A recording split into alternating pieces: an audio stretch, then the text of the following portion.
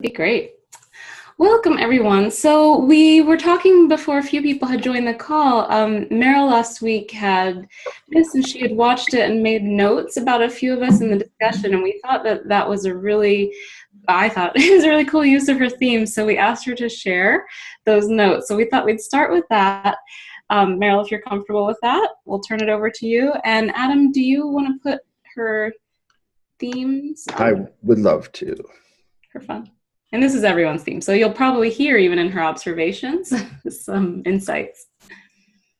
Okay, thanks everybody. So I watched it this morning, and I have to just say that I really had lots of FOMO, because I really loved last week's class, and I loved the analogies, I loved the sharing.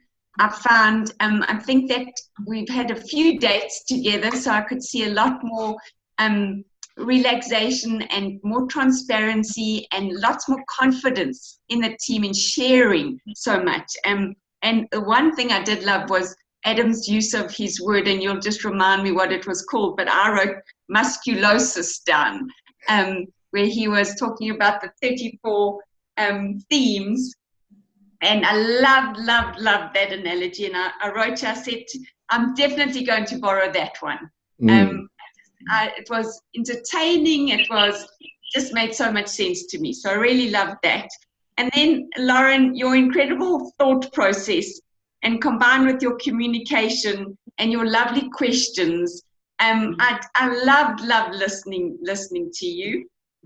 And you really do have such a beautiful talent where your communication and that thought process comes together. It's just beautiful to watch. And then a pleasure, Lauren, pleasure. And then Kendra was talking. I think she was the one, I couldn't really see on the screen too well, but I think Kendra was the one that did the RUT. She volunteered first, am I right, to talk about the RUT worksheet. And I thought she was so to the point. That awareness of when she's in that space felt authentic to me and genuine and transparent. And she was confident in, well, this is who I am and this is what I'm aware of. And then Teresa, even though we couldn't see her, I felt that she was present a lot of the time. So even though she was kind of off a screen and mute, I still felt she was there today.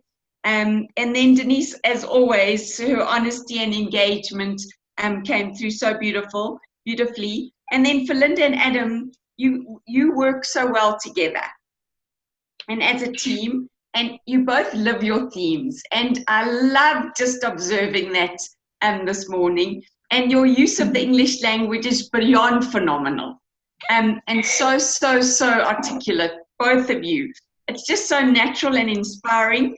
And I just have to say, I'm definitely a far better talent to strength coach than I am a strengths finder coach. Oh. And I think for me, I've said to you that I knew this was going to be magical. And I have to say, if somebody says to me, are you a Gallup certified strengths coach? I'm going to say, no, I'm a talent to strength coach. And I think that's just thanks to the two of you. So I think my maximizer and my input theme were very happy today. And I just wanted to say thanks to all of you for your input. And it was just a delight to watch and to listen to. Oh, thank you so much, Meryl. That was so lovely. And I just feel really good. I do too. I was feeling terrible today, and now I'm just like ready to take on the world. Thank you. That was so generous. Yeah, and thank you for that careful observation. And just, it's why we do what we do. So that really makes me feel good. Thank you. Thank you. Well, so with that, how do we follow that up? I know, right? We're going to jump into the thinking themes tonight, and we are going to. So I'll just cover the homework just to make sure I get it in there. it's going to be watching the strength thinking video. There's a link in Kajabi, and we just uploaded a new worksheet for that, what we reformatted. So we will go over that a little bit at the end, because it is a very kind of robust worksheet that you can use for yourself first and then with clients. So we want to have you get a sense of it before we just sort of like spring it on you. So that would be the homework, and then just catch up on the coin videos. We are going to come back and talk about coin along with the strength thinking and just as we go. And then we're also going to wrap up a little bit sort of all the themes, because this is our last theme centered night. But at any point, if you have any questions, please don't hesitate to ask, because this is the heart of what you're going to be, wrestling with, working with clients on those individual combinations and things. So I will turn it over to you all with any specific questions that you came away with or have about the thinking themes.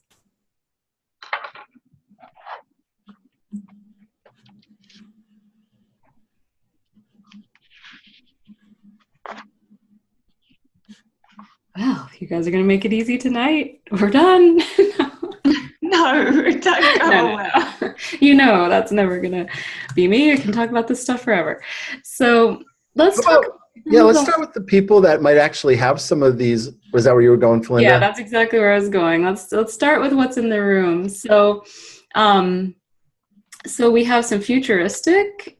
Here is Teresa on the call tonight. I don't see her tonight. So maybe Shelley, I know you have futuristic. Teresa does, but she's not here. There's some input in the room, intellection, learners. So let's start off with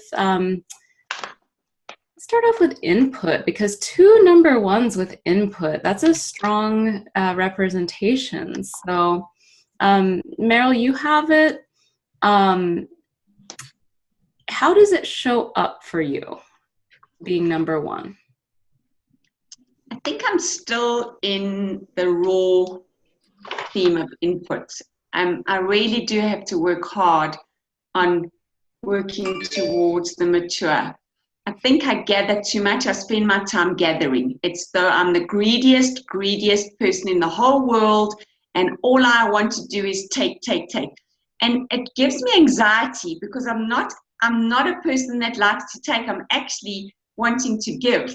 And I think I've got to really work hard at having quality rather than quantity of stuff. Mm. I think that's what I've been doing the last 7-8 weeks with Talent to Strength, is really focusing on what I'm doing with you guys.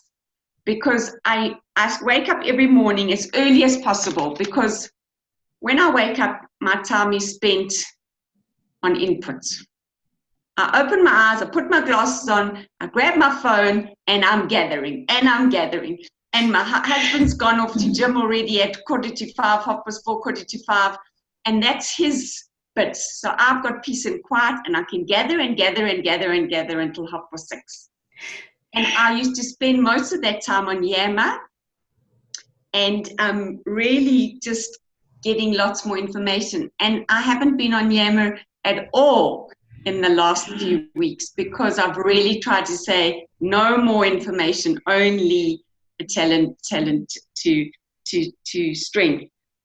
So I think that's I live it on a daily basis, but my talent of that input theme is really about me gathering to give away.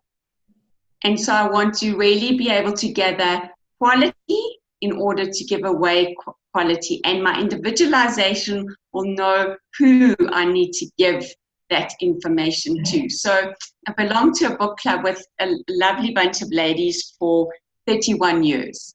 And it's quite interesting how each and every one of them will often phone me when it's their turn to get books to say, will you go and get the books for us? Because you know exactly what book to buy for each of us. So I know that goes quite a lot with my individualization, but and obviously my maximizer.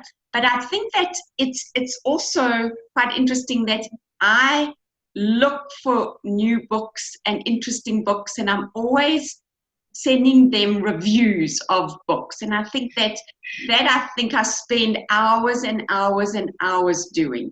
I just love that. I love debut novels. So I think that my input is it's a very strong theme, but I really do have to dial it down a lot. Well, I think that's the case for every input I've met. I have it, Adam has it. I think he can really relate to a lot of what you're saying. And actually over the past year, he has dialed his input down. So it used to be that I would wake up in the morning, open my inbox, and I would have maybe 10 articles from Adam, maybe, oh, check this out, here's this, go look at this, what about this for this thing? And I would be spending like all this time like trying to comb through, because I also have input, so I was interested. And he calls it throwing it over the wall. That's partly with his ideation as well. But we kind of were talking about how like sometimes it's so overwhelming that I'm actually missing the good stuff. And there just isn't time in the day, you know, for input, there's never enough time in the day. And we could all spend all day in a happy place gathering up articles and reading this and what's this, and oh, this might be useful for this person or this situation. And it often does take the form of things like that, like articles, information gathering, documents, you know, a lot of like electronic or book level stuff, but it can, for some people with input, take the form of physical objects. So it's always kind of an interesting thing to see how that plays out. But it's interesting to note that as he's dialed that down, what I do receive now is extremely targeted, or most of the time targeted. Sometimes I relapse. Sometimes he has a moment where he's like, she has to see this and this and this and this. It's going to be so important. But now I'm able to actually extract the information that, you know, I can apply. So that's been a fun process to watch. Yeah, so important. Really is. I think it's been a struggle, but the first step is the awareness of it. You know, not just the awareness of the theme, but the awareness of the effects of the theme. And if I'm just throwing things over the wall, Philinda is just one of my outlets. I have like several distribution points of people I throw things over the wall to. And I, as I'm dealing with my overwhelm, I'm realizing that I am a source of overwhelm for other people. What I really love about this conversation too is the way we can look at our themes and see that, for example, with Meryl, her input, you know, finding the most useful stuff, the best, most useful stuff, for people I care about, giving them the best, most useful stuff. And what about that long-term relationship? How key is that for a relator? A book club that's gone on for 31 years. Right. Is that what you said, Meryl? 31 years? Yeah, I've only been in it for 31 years. It's been going for 46 years. But that's like, I couldn't think of a more classic thing for a relator to be part of, a group. Like, I'm amazed that you started this group when you were 2 years old. Thanks, Adam. Yeah, that's pretty impressive. And then I also heard a lot of the responsibility in there, like like it's almost an obligation for you to be sharing and searching and finding and sharing. You know, it's kind of those three things: searching for it. Well, finding is kind of the same thing. Okay, searching, qualifying it, making sure, and then sharing it. And with who do you share it? You know, it's very targeted. Here's this article. You mentioned this to me like 17 years ago. And here's an article on this. Thought you might be interested.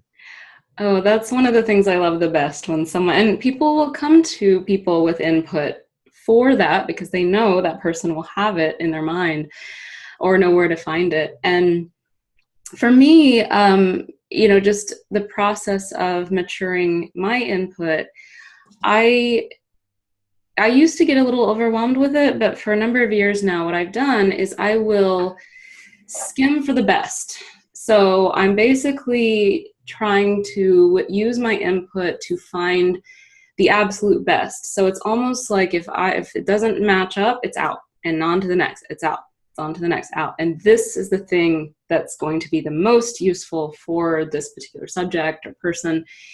Where I used to spend a lot of time rabbit holing, even if the information was kind of subpar.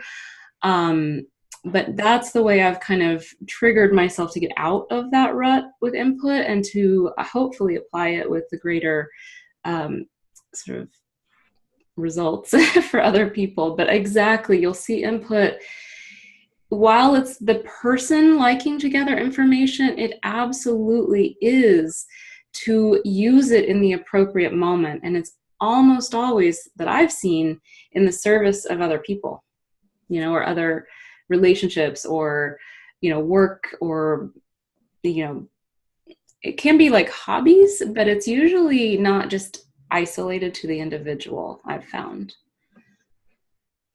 Any other comments on input? I wanted to ask a question about it, if I can remember. Oh, yeah. I find when I work with groups and I'm trying, and I'll sometimes ask the question, are there any of your themes that you're foggy about? You're not really clear what the theme means and the value of the theme. Often input is one that comes up, probably one of the most often.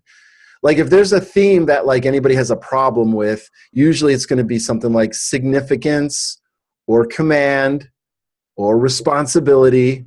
But when I say which one are you most foggy about, it's like, yeah, I don't really understand this input. Part of it is because of the way we use the word input in daily language. We say, I want to give my input.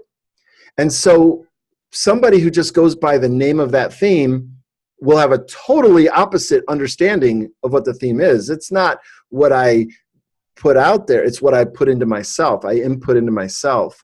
So I think the name might, like if they called it collector or connoisseur or something like that, it might kind of get to what this theme is about.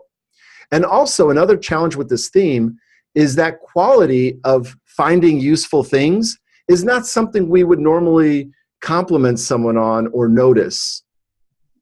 It's kind of an invisible theme.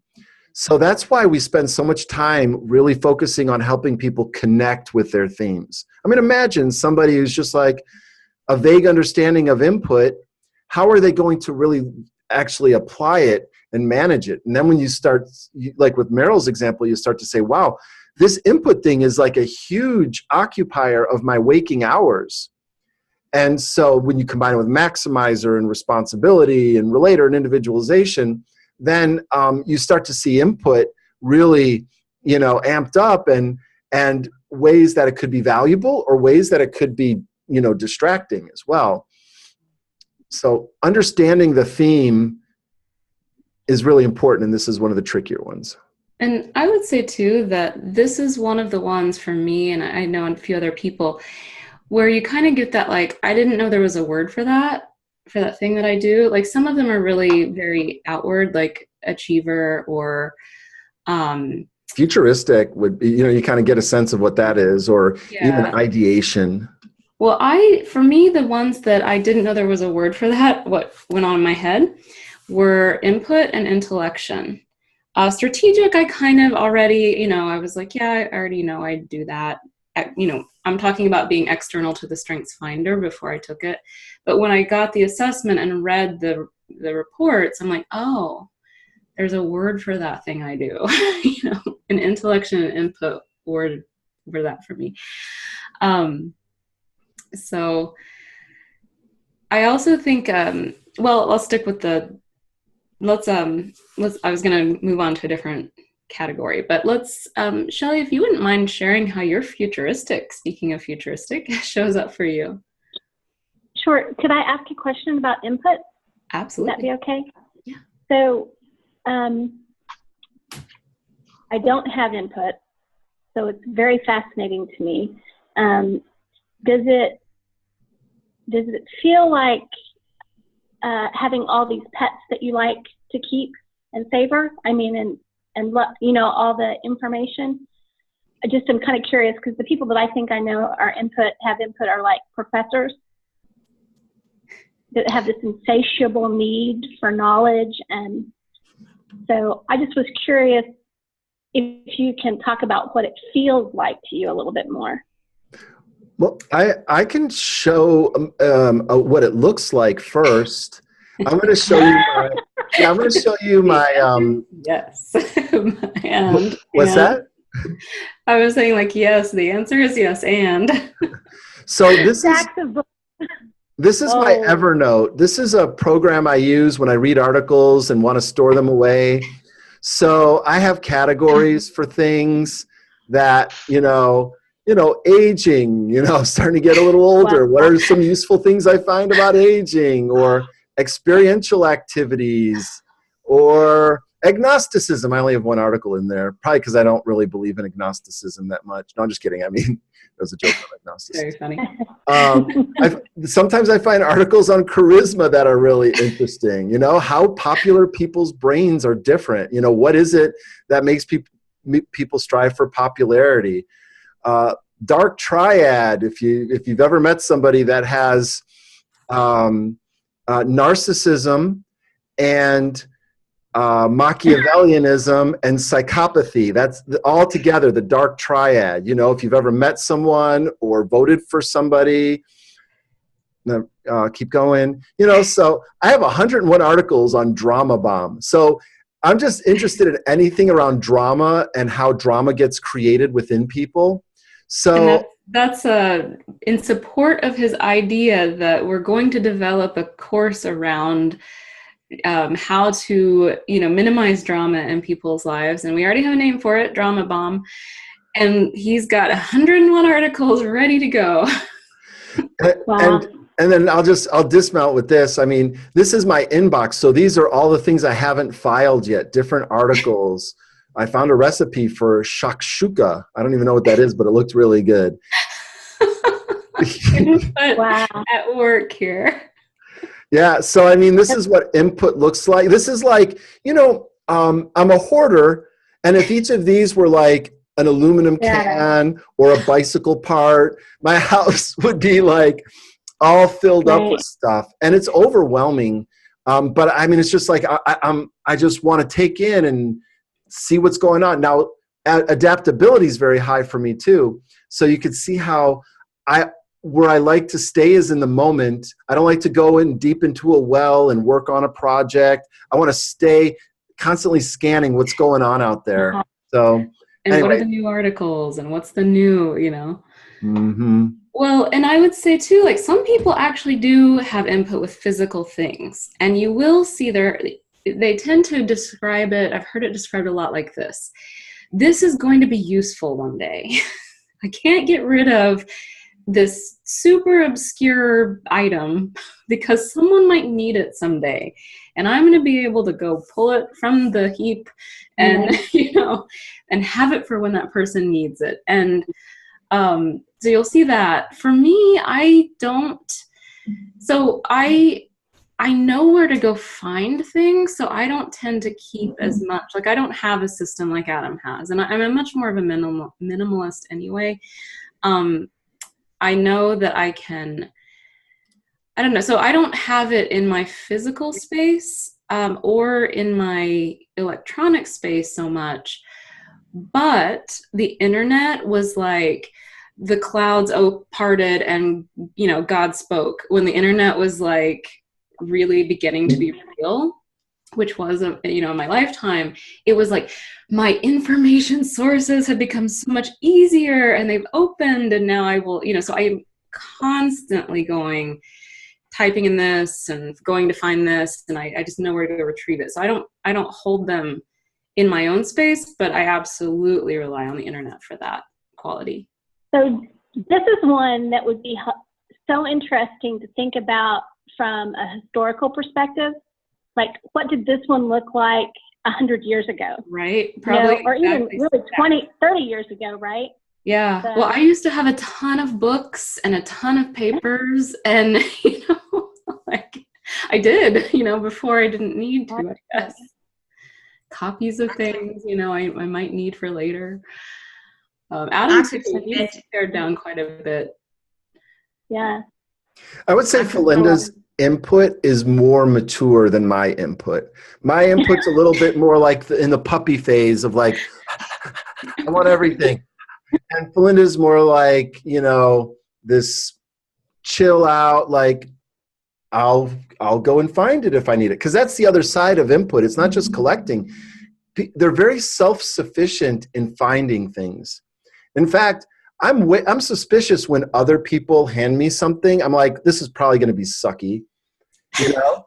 And I'm like, I could probably go do a better job of finding what I want. Like, I don't want other people to give something to me unless I find a source of somebody who's got really good input. Meryl was talking about Yammer, which is it's a platform that we use for the StrengthsFinder coaches in the community. And there's a gentleman we both know, and he actually lives in South Africa as well. Notice how I said it, South Africa. His name's Johan, and he's input. He's probably the most, like, if input were muscles, going back to Meryl talking about what I talked about last week, the musculature, he would be like Arnold Schwarzenegger, you know, like with input, you know, because he just has so much, and he overwhelms me. I have to stop talking to that guy. If you ask him for one thing, you will end up with 20 emails later. Mm-hmm. So that's what it could look like. Now, you asked about what it feels like, and so I was thinking about that a little bit. You know, I wonder if I'm sort of numb to the feeling, and I wonder if that's true for all the themes. Like, I don't know how it feels for me because it's just, it's like, how does the water feel to a fish, you know? I could maybe chime in. I agree with that. I do, because I do think our themes are so close that to step back and sort of say, well, what does that feel like? Especially some of these thinking themes. But I will say that for me, I get excited if I come across something that's really great. So in the areas that I'm looking for something and I find it, it is like exciting and totally satisfying. And if somebody does come to me, or if I am able to properly connect the information to that person to improve their life, I'm happy. Like it produces feelings of happiness. If I can't, I'm kind of frustrated. Like I want to try harder to do that, or if it didn't land, I'm like, oh, there's got to be something better than how, and I'll sort of analyze like the process of that because it didn't feel good. And I will get sometimes overwhelmed, like Meryl was saying. I'll spend all this time like reading and searching, and I'll be like overwhelmed with my own like insatiable appetite to find and read, and I'm tired, but it's like I can't stop. It's like an addiction feeling. So. Okay. Well, I can tell you what it feels like because I went for therapy around it. And I said to the therapist, I said, I should be Einstein. I said, the amount that I read and absorb, I should remember it all, and I don't remember anything. There's definitely something wrong with me. She said, Meryl, nobody's going to remember all the things that you read and collect. It's just not possible for anybody. And I really did see a therapist, so that's what it feels like. Like it's normal. Yeah. Well, and don't you think, Meryl, I agree with that when you feel like you forgot, like you knew where something was and you've forgotten it, and you're like, it's a little panicky, not terrible, but it's like, where is that X, Y, or Z? I need it now, and I can't remember it, and I can't know where to find it. Like I used to have this, when I had physical books, I could input where on the page it was, and sometimes like the section of the book. And when I was wrong, I was like, I can't be wrong. I know it was here. I know it. I have to find it. So I don't know if you experience that, but I definitely do, where it's like, if I can't remember it when I want to, yeah, I'm like, it's frustrating and I don't like it. And one more thing too, I learned so our coin model is connect, observe, interrupt, nuance. So once I connected with input, and I didn't at first, but once I did, I was able to observe it. And to observe any of the themes, they happen so fast that you can only barely just catch a glimpse of it, and do a little slow motion replay. what I realized for me, what's important with input is this super quick mental rehearsal I do. Like I'll mentally rehearse, like if I'm reading a book and I read a passage that I really like, I could pick up that book and find the passage really quick without marking the book. I know it's on the right side or the left side. I know about how far into the book it is. And so I just sort of mentally rehearsed without knowing it where that maybe quote or passage was. And so I think that's something, I don't know if other people do that, but mental rehearsal. I do it. I call it kind of flagging it for later. Like I'm going to use this later. This is good. You know, that kind of, I will like stop, a pause. I think for you too, I think it's important for someone with input to have whatever system they use for retrieval is very important to them. So like when Adam organized that Evernote, that was really good because before that he was frustrated, like how can I keep all of this together? It was a little more chaotic for him. When he landed on that system that worked, that helped. I know that helped him. And I think everybody with input has that, so that if you see somebody struggling with input, you might actually ask them about some of their systems. And they're going to look very, very specific and not like, unless they have like some other things like Achiever, it's probably not going to be the most logically organized thing to the outside observer, but it will make sense. They will know how to explain it. And I kind of want to take an opportunity to share something that we weren't planning on sharing. So I promised to be like 90 seconds on this model, because I think what Meryl brought up is something really important about how our themes can cause us problems if they're not managed properly. So I came across this model. It's not mine. It's in the psychology literature. It's called the 4 Ds of psychopathology. And the idea is we all have like, you know, certain things where it might cause one of these 4 things. So the first effect of psychopathology could be deviance, and that's the degree to which our thoughts, feelings, and behaviors are viewed as unacceptable by society. So I think I'm a little eccentric, and maybe not quite deviant, but you know, like my thoughts are kind of different from most people's. Another one is distress. Your thoughts, feelings, and behaviors could cause internal trouble for the person. So that's it's not harming anyone else necessarily. I mean, it could annoy someone else, but it's really causing you distress. And it could be any theme could cause this. You know, I have a student right now. She has command and significance. She's a powerhouse. And I mean, like, and she takes over her committees, but she knows that, and she doesn't want to be that way, but she can't help it. So I'm working with her on it, but it upset her to tears, you know. The third one is dysfunction, and it's not just causing internal trouble, but some aspect of your, and this is mostly about personality. It's not specific to StrengthsFinder, but it's the degree to which your performance in everyday life is impaired.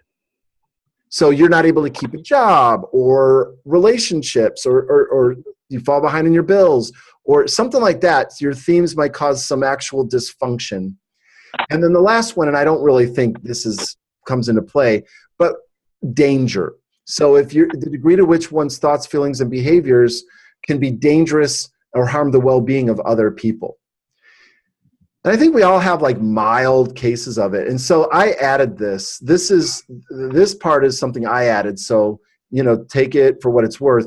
But if you have like mild deviance, then coaching could help. But if it's medium, then maybe therapy. And if it's severe, you know, that might need some pharmacological, you know, intervention. So anyway, since we're kind of all like, in a way, coaches, either formally or informally, I thought this was a pretty good model. You know, maybe when to move someone on to therapy or psychiatry. Anyway, I think that's great. If you could keep it up for just 1 second, sure. I'd like to add a little something. I think it's really important to recognize the scope of your work and to understand that it's not your responsibility if you spot this, and it's absolutely responsible to send somebody on to therapy or to recognize what the scope, not just of coaching, but around the context of what we're doing. There's a lot of behaviors that are related in this. And so if you feel that it is outside of the scope of what you're doing, you're probably right. and this would be where to go potentially with that, and to be absolutely proactive in that. Also, if it is mild and it is inside the scope, just recognizing what the StrengthsFinder does and doesn't measure. It doesn't measure extreme stuff. But if it is, and it's mild and it's causing these things, a lot of what you'll be doing, a lot of what I do, is I reframe some of the distress. So it's like, that's why we call it ruts and mismatches, because it's like we're not trying to, that person feels that negative voice inside their head is making them feel like that behavior's wrong or bad. Or what, I just had a coaching conversation where she's like, I'm not disciplined. I have such a lack of discipline. She has adaptability and activator and connectedness and empathy. And she's absolutely disciplined in the things that show up in the moment. And she will take on these tasks and get them done. And it's amazing.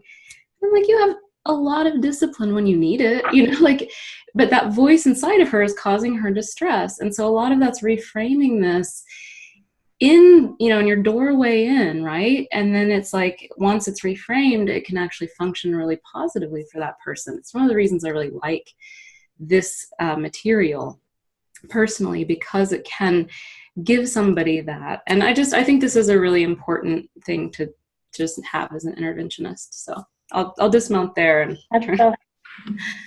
Yeah, just a little bonus content. Any thoughts on this, or do we want to get back into the themes? Because the question on the table was asking Shelly about her futuristic. Before we get off this, is this somewhere on Kajabi? That's great. Good question. It will be. I probably is somewhere, but I don't know if it is. So yeah, we can we? I'll make a note. Yeah, and we'll just put it up in the class. This is session 8. So this is like, after tonight, we're 2/3 of the way done, or math stuff, something.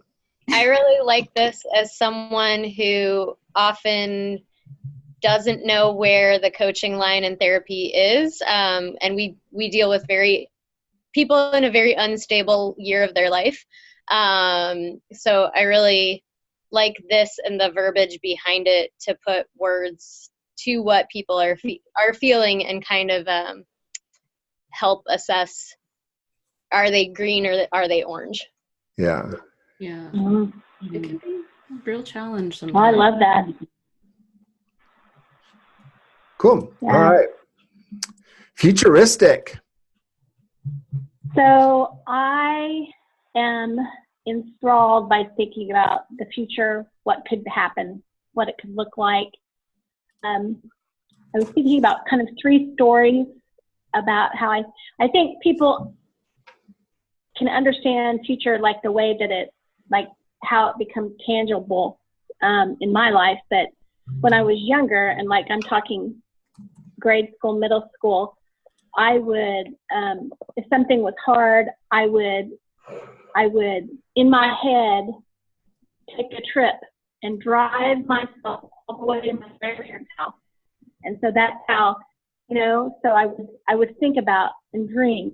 And so, and now with my strategic, I think about the future and what it could look like, what could happen, and what could we achieve together. And I come up with different scenarios about it. I was in a class with Dr. Chip Anderson, and he told a story of one of his students at UCLA. And Adam and Linda, you may have heard this story, but this was a great practical way that the futurist lived. It was UCL, it was his student, and he was walking around during finals week at UCLA, and he saw one of his students out there playing basketball by himself. And so he went up, and was chatting with him. And this guy lived his life 1 week ahead.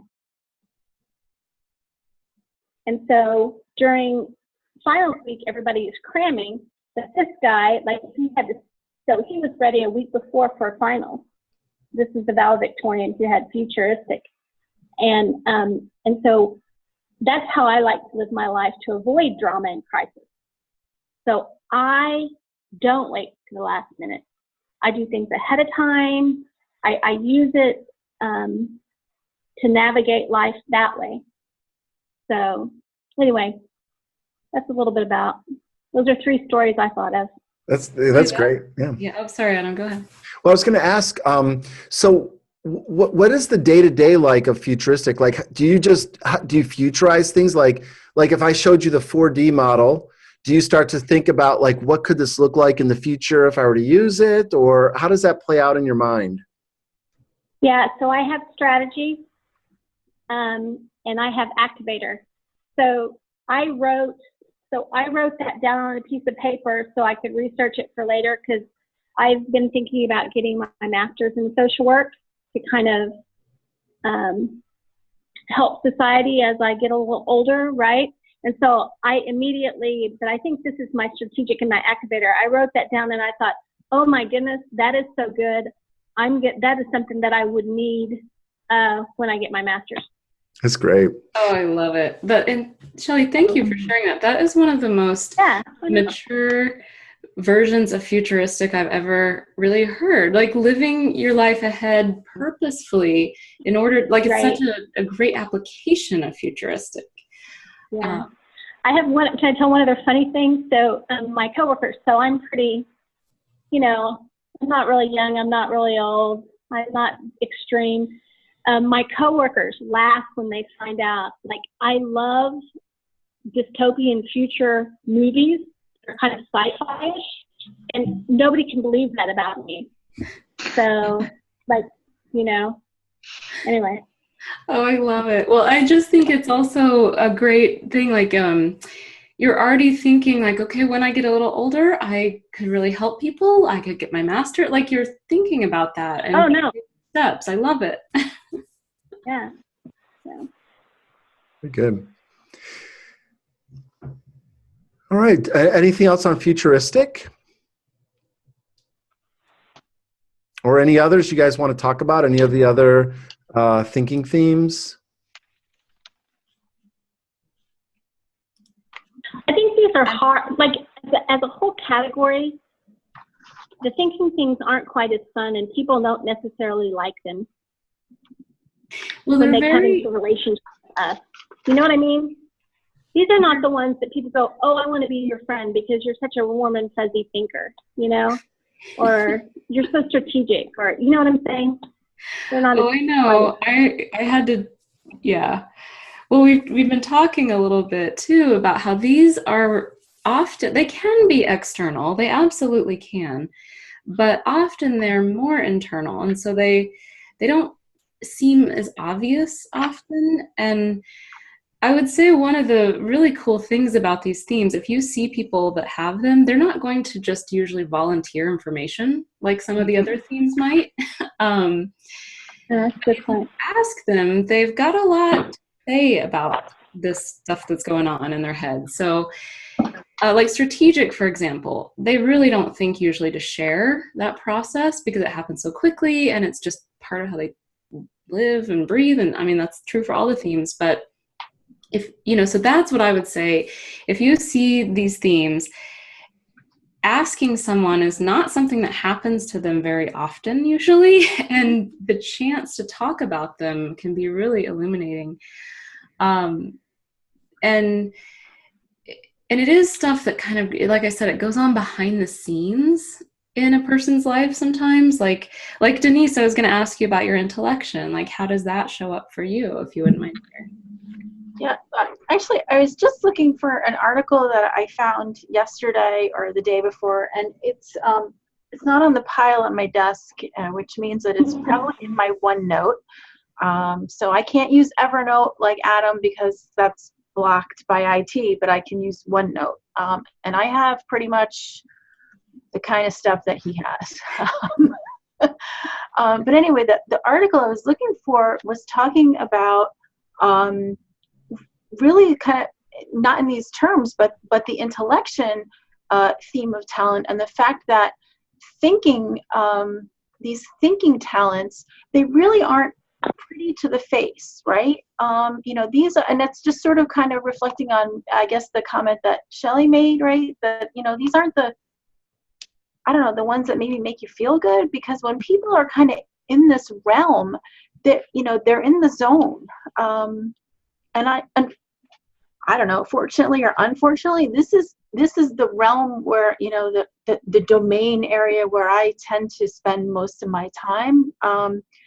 Because if you look at my my top 5 here, I only have one in this domain area, but I did StrengthsFinder a second time, and it came out a little differently. I have intellection number 1, and I have to look at it again. Input number 3 and learner number 5. And I'm not sure how I really feel about that, which is why I wasn't using those themes for this class. I really am not sure how to wrap my hands around that, because sometimes I think that's not me, but the more I think about it, it really is. Well, and I think that's a great example of how the qualities that are strong in us, it's hard to just narrow it down to 5. And so there's so much that's probably very close, that's going to come into play. And you're so right. The concentrating face and the thinking face, it's typically a serious face. I think you and I have talked about that. And then in another class, we were talking about how, same thing, a woman with intellection and analytical, she's like, I put it on my list to smile more to people. Like, that's what I'm doing today. And she's like, I feel warm toward those people. It's not that. And it's same with me. But blue was my number 6. So it was easier for me to fold that in. But it's true that I've had my whole life, people are like, what's wrong? What's wrong? I'm just listening. I'm just concentrating on what they're saying because I want to hear it. I want to process it fully. But people aren't used to that. They're worried. It's that lack of external cues, and it looks very like, kind of expressionless. So I do have to try to do that and to turn these talents more into things that can build relationships. So one of the things, you've seen my top 5, they're all intellections number 1. If I were left to my own devices, I could live in my head all day long. But I don't want that. I want relationships, but I don't enjoy small talk. I enjoy stuff like this, where we are in the process of doing something together. It's around information. With my, Pilates work, it was very specifically learning and gathering and applying the information to help people. So I try to make my relationship orientation to support what I know I do well, because I am pretty boring and miserable if it's just sitting around like talking about nothing. I'm just like, oh, get me out. I can't. So if I can do this, I'm thriving. I'm super happy. I love my life, but I had to very deliberately arrange it that way. And I think that with these themes, you'll see that a lot. So there's something like, it's not that you can force a person with these themes to be warmer or fuzzier. That's probably already existing inside them, but maybe applying it in a way that supports them and the other people in their life. So I don't know, I'll turn that back over, but I completely agree. Can I ask a question? I'm curious about if there's any information from Gallup on these themes by gender. Because I happen to notice on the chart that shows all of us in our top 5, look at number 5. It's responsibility is there, and we are, other than Adam, we are a group of women. And so I'm starting to wonder, are there certain themes that women tend to reflect more? And I'm also thinking along the lines of these thinking themes. is it easier for a man to have these thinking themes, or themes within the thinking domain, than it is for women who are supposed to be, happy and pretty and smiling and and I don't know. So there is data on the themes by gender. There really isn't that many striking differences. I've looked at it before and I can't remember which themes. There are a couple themes that tend to favor males and a couple themes that tend to favor females. But I haven't looked at that in a while, but it's not that hard to get. If I can come across it, I will share it with you. I do. So, and there is a little bit of kind of like, controversy is way too strong of a word, but around that, because it's kind of like, well, should we, it's Gallup stuff, like, should we really be measuring that? And there's not such a statistical difference to make it, like, is it a worthwhile path? But I think your question is a good one of like that, the nature versus nurture. And I would say maybe it would be maybe more interesting to know for, a female or male client, like, did they get more, like, I would say maybe a woman might get more flack for some of those qualities than a man would. That's just my own personal observation. I think that, I have experienced that, and I think my themes have served me well because I just don't care. Like, I'm not smiling for you if I don't want to. Like, do what I'm going to do. But I do think that there is that question of like, how much of this is nature, how much of this is nurture, and that, what is encouraged in a person from a young age might have some influence on what shows up, what's valued in the family might have. But sometimes it's not that cut and dry. So it's a good question, but it's one to kind of ponder and see how it shows up, I think. But I don't think there's any real like meaty stuff around it. But like, you do see that exactly what you said, responsibility is higher in this report for women. Yes. So. Yeah, I mean, you could see like for males, strategic's number 3. For females, it's number 10. Responsibilities, Felinda said, is 1 here, 5 for males. Input 6 for females, 12 for males. So there's probably more updated data. But yeah, and like here, discipline is 34 for men and 26 for women.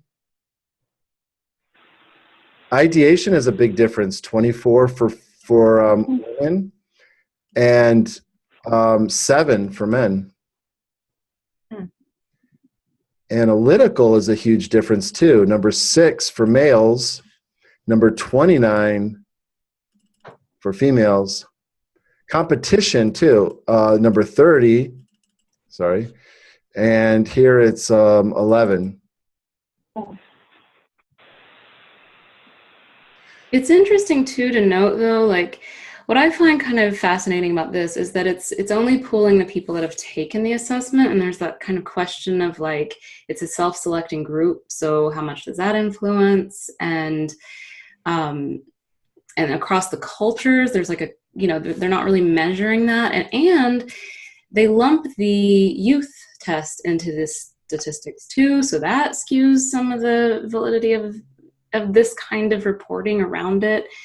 I don't think it skews the validity of the assessment itself, but I think some of the extractions like this, I feel very suspect of. So I think they're interesting, I think they're informative, but only to a point. That's my take on it personally. That doesn't have to be everyone's take. I'm very suspicious of interpreted data, so that shouldn't just be like on the table too. Thank you.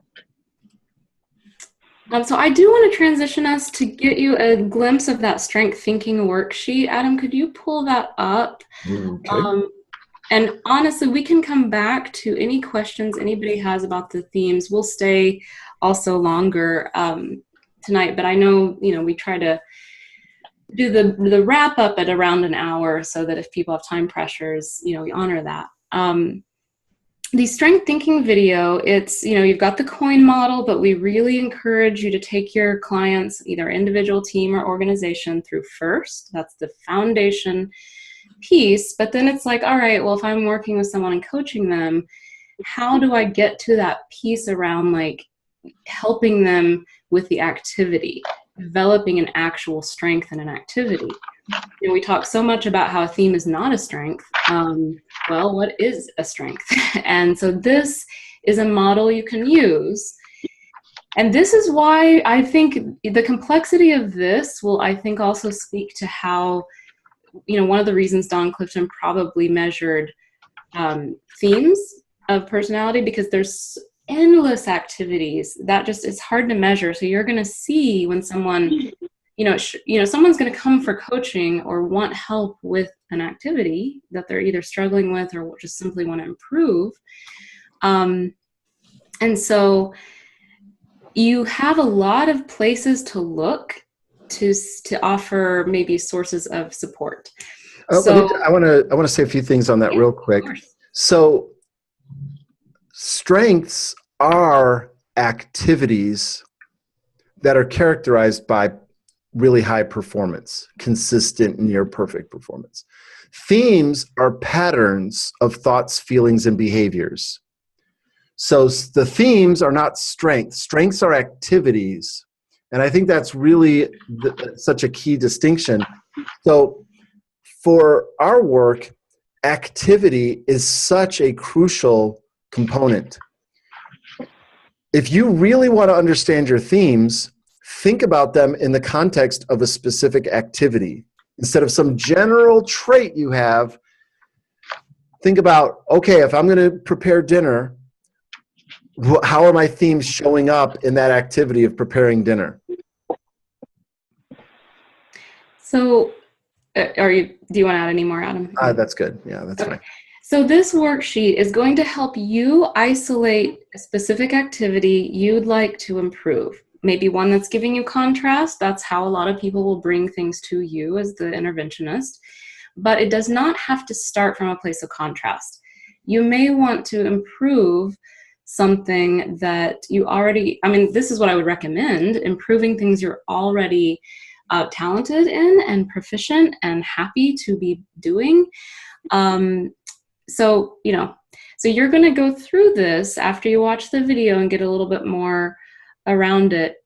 And you may never get to this exactly with a client, but having this structure will help you know where to go. Like looking at the themes is only the second line, because it might be that their themes are operating really well, but they just don't have enough knowledge in that particular domain for the activity. Or maybe they've got the knowledge and they've got the talent and they've isolated the activity, but the skill level isn't there yet. And so, you know, we did just reformat this. So keep that in mind as you go through. We'd love feedback if you're like, it's dense, it's a process, but that's exactly what it's like when you're working with a client. So, you know, go through it for yourself. Watch the video first. I'd highly recommend that. And that will be what you're going to bring next week.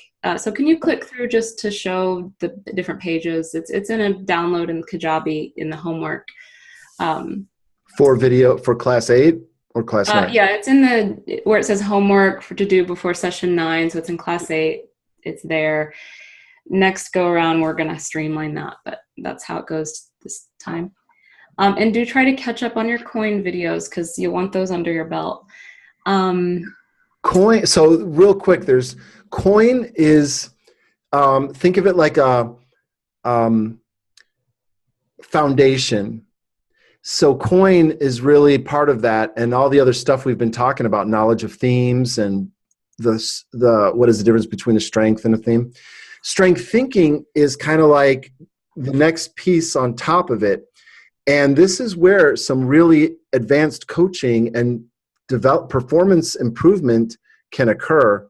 So that's why understanding all the other concepts is helpful before getting into strength thinking. We reserve this for later in the course But it's a super powerful overall concept that, yeah, we don't have time to get into all the nuts and bolts of it, but the video does. So, and we will be talking about it and talking through it next week. So, you know, we're not going to just drop it. But on this, let me say real quick on this ladder here.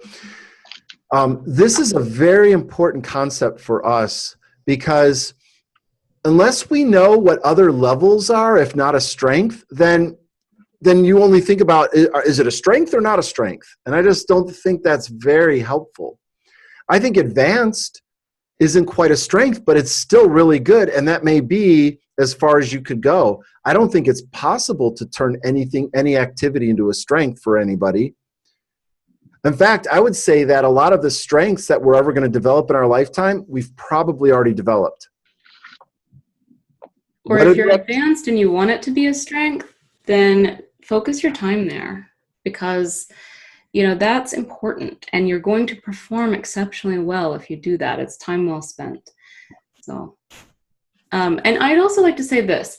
So this model does not depend on the Strengths Finder. So if you are working with somebody, this is something I think is super important, because you know, hopefully it makes it easier, makes your job easier if you have someone's top 5 and you have a way to like really dig in with them. But let's say you don't. This is a model you can use absolutely independent. The strength thinking, the talents are just one component. So you can, you know, use this in other contexts if need be. Yeah, like in martial arts, they have different color belts for how advanced you are. So it's the same kind of idea. And Gallup doesn't own strength. You know, they just thought a lot about it. And strength isn't the only level of performance. So sometimes there's things that I'm like, you know what, I'm inept and I have a fixed mindset. I don't want to get good at it. I don't care about it. I will find another way around it. But then there's some things I'm like, you know, I'd like to learn about that. And so I jump in the box and become a beginner. And then maybe I learn the basics, and then you can start to see the box filling up. And then this bull here, people are like, why is that there? Well, you know, a way to think of oblivious is you're like a bull in a china shop. You don't even know the activity exists. You're a loose cannon, you know, all that. All right. So should I go on to the next one, activity? Yeah, this is just, it's like looking at that and answering some questions. So just be thinking about what activity you would like to extract and work through. Make it important enough to you that, you know, we were kind of joking around earlier. We made it way too narrow. And I was like, you really want to spend that much time talking about like eye contact and videos? You know, and I'm like, no. So make it meaty or meaningful to you. But do be specific. And real quick, so we're talking about this is the performance ladder. We don't call it the strength ladder because, you know, we may as well call it the mastery ladder. But really, it's just what is your level of performance in what? In an activity. So that's why we start with activity. If you want to really help people grow in performance, first find out what the activity is that they want to grow in performance. To say you're a bad employee gives no information, you know? So it's what is the activity that you would want to see growth? And so that's what this page is about, really locking in that activity. It's the first step. And every other coach is going to start with what? They're going to start with themes. Every other StrengthsFinder coach I know of, they will start with themes. And I'm saying start with activity. And then that's the container where you could talk about themes and knowledge and skills, because that's the formula. And that's probably something we should add to this form, Flinda, is the StrengthsFinder formula. They say strength equals talent times investment of knowledge and skill. I would just change it a little bit to say performance, not strength.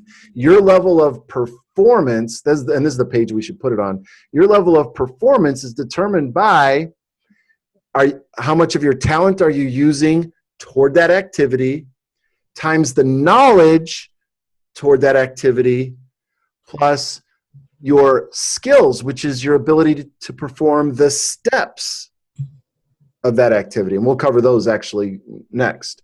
So isolate the activities first. It's the container for everything else. Then talent, and this is the coin model. So now you see how the coin model fits into the bigger picture. Coin model is about maturing our themes so that we get the most value out of them. And so here's you would write your 5 themes in here. When you know what activity you're talking about, you would answer the questions. How can you use this theme, responsibility, to succeed in the activity that you want to improve performance-wise? Then the next question you would answer is, how might the responsibility theme detract from your performance in this activity? And then the last one is, what shift will you make should the theme detract from the activity? You know, like if input is collecting too much and it's detracting from you even getting the activity done, you collect too much, then what shift can you make in your theme? So that's how this worksheet works. Any questions on that? The next one is knowledge. Now, honestly, I think you could do these steps, as long as this is always step 1. I think you could start with knowledge if it was appropriate. Like maybe you don't want to start with themes. Maybe the person hasn't even taken StrengthsFinder. So, start with, what is the activity you want to get better at? What do you know? What do you not know? What do you need to learn that if you knew it about this activity, it would improve your performance? So this will ask some questions around that. And then the last one is the skills. What are the steps of the activity? And the first thing we want you to do is map out the steps of the activity. Most people don't ever do that. And then if they mapped out the steps, and they did it right, they would say, wait a minute, I don't even do this step. I don't even know how to do that step. Or, I spend all my time on this step because I like it, but I forget these other steps. So map out all the steps, and then you evaluate your performance in regards to those steps. Maybe step 1, you do 10 out of 10. You're perfect at it. But maybe step 3, you're 3 out of 10.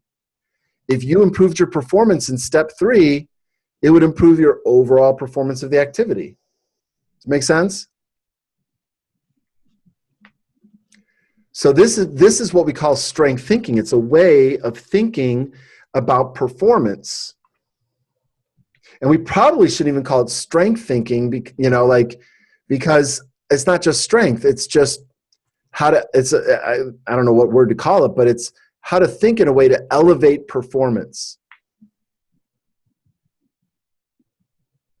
And that's why I think one of the hidden beauties of StrengthsFinder is, if you understand it, it becomes probably the best performance development tool I've personally come across. It certainly is the most positive in my experience for both the person and the person receiving the training. And so what I want to say about this is, the question that people who get into StrengthsFinder ask, and I've never heard a satisfying answer from anybody, was, how do I apply StrengthsFinder? And so that's what led to us developing this. This is how we think you apply StrengthsFinder. We think that if you don't isolate the activity, you're off the rails to begin with. And I've never heard anybody talk about this before, in regard to StrengthsFinder. And I just think and it's almost like activity is not very, exciting. Strengths is exciting, and to a lesser degree, talent is exciting, and to a lesser degree, knowledge is exciting. Activity, no, that's so boring, but it doesn't matter. It's about it. That is the only thing that produces results, is action. And so this gets us focused on what is the results we want. Oh, well, what activity, if it was performed at the right level, would get us there? Well, I would say this is also responsible for taking some stuff off. Like if you isolate an activity, you might end up taking that off your plate because you realize, oh, this isn't actually conducive to me. I actually don't enjoy it. It's back in that bearable or whatever. I think I should do it, whatever. But, gearing your abilities to spend more time in activities that make you thrive and hit all the boxes of your talents, it's just so important. So that does sometimes come out of this. So even though we Would you teach perhaps call it the performance thinking worksheet? Yeah, I mean, I think that would be a good start. Well, I do want to honor people's time. So does anybody have any more questions? We will stick around, but.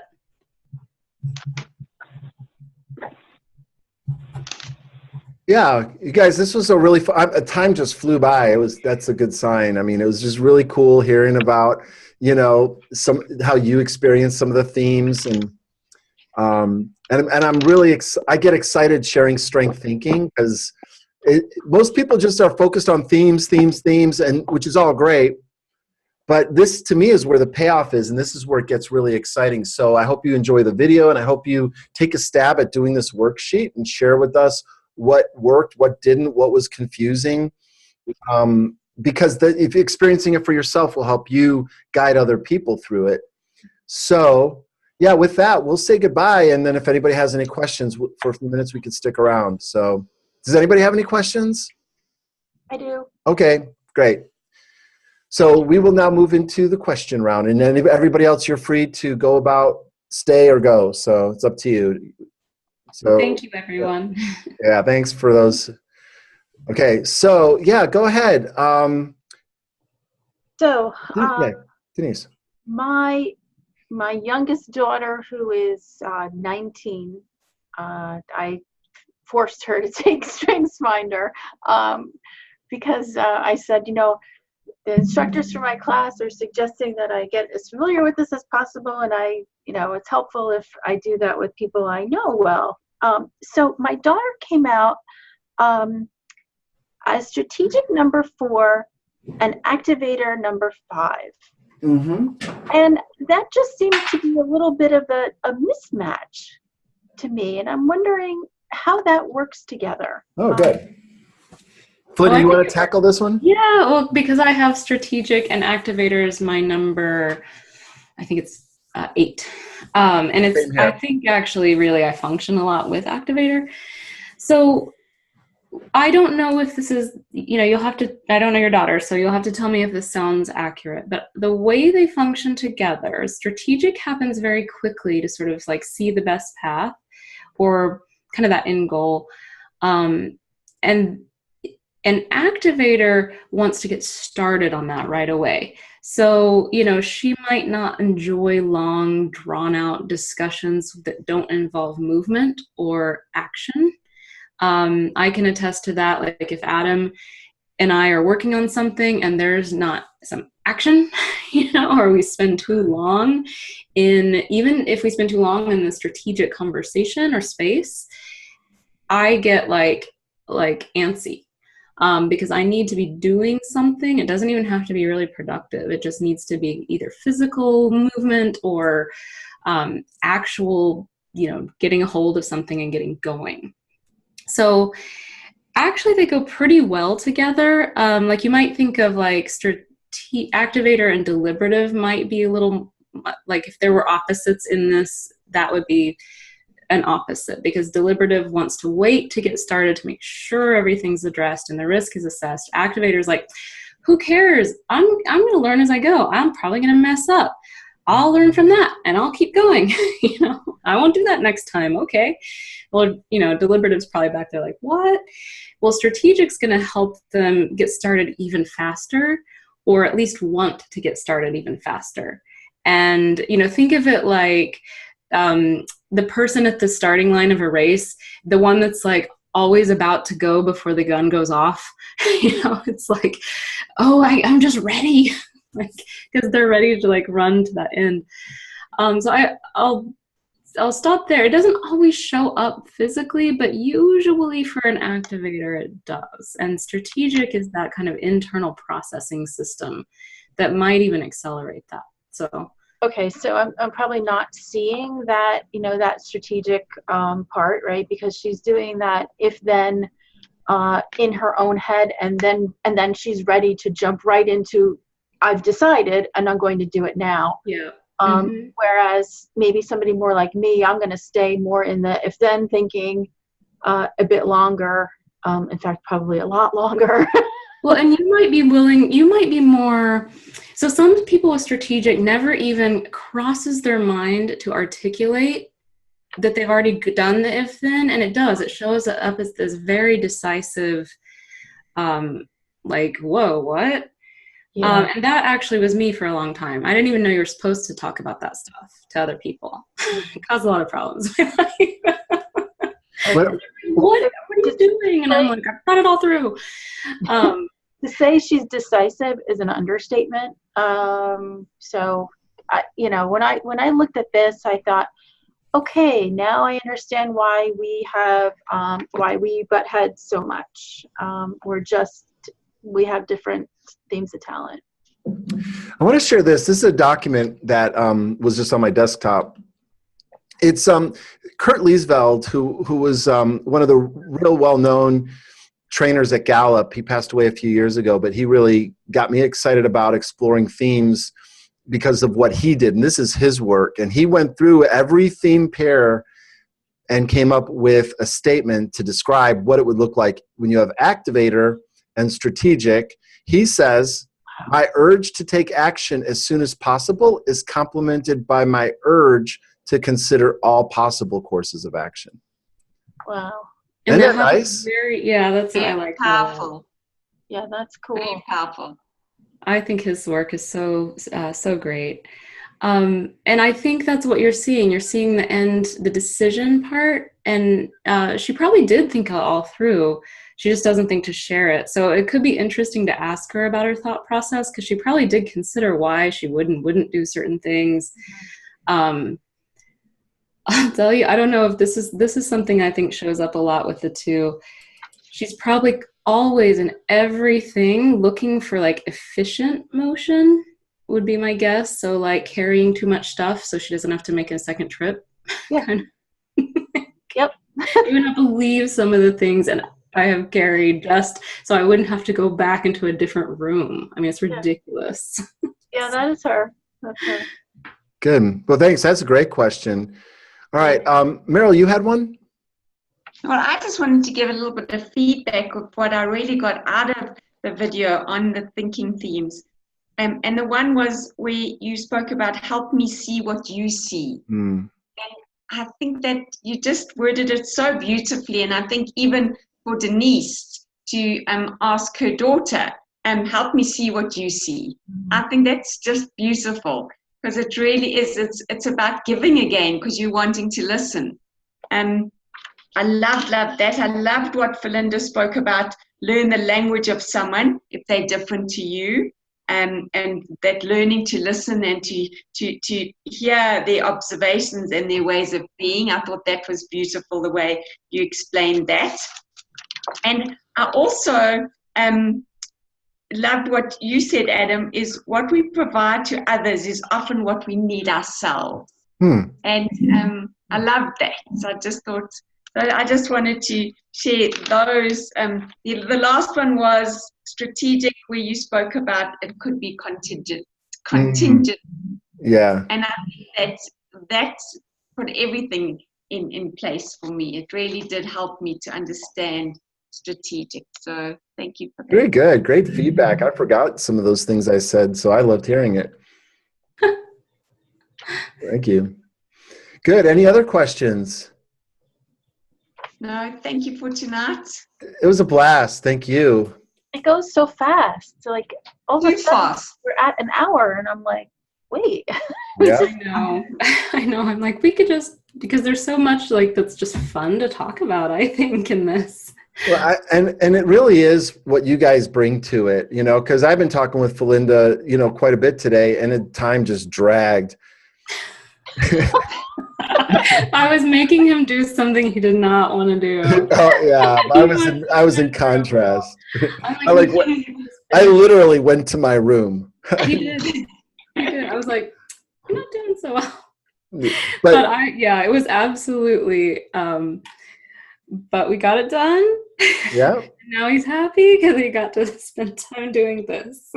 yeah. And we'll do it again next week. So be in touch, and see you guys next time. Thanks. Thanks, guys. Bye, everybody. Bye. Bye-bye. Good night.